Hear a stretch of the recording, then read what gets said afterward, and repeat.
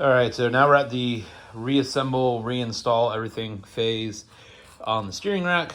Now it's time for our DRM Delrin steering rack bushing. And there's really only one that's needed. It's gonna be on the passenger side mount. And it's pretty straightforward. Goes in halfway on one side, halfway on the other side, and that's it.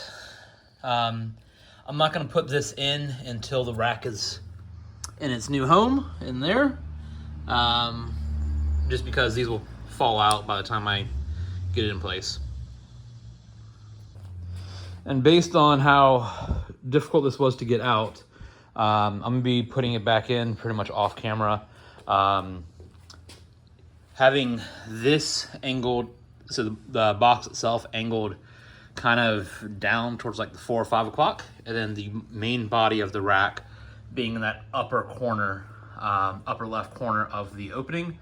That's gonna be where we have the most space to get everything in. All right, and here we are. Steering rack is almost all the way in. I'm just gonna have to line some stuff up. Yeah, so now let's go ahead and get this bushing in. All right, so you'll see that shape with the tube. The DRM bushing has a spot. All right, so you see on the DRM bushing how it has that recess there. That's going to be a spot that aligns with the top of this tube. So don't be like me and think that you'll be able to get these bushings in nice and easy in the car. Just go ahead and press those in outside of the car so you don't have to do weird stuff like this. Don't do this.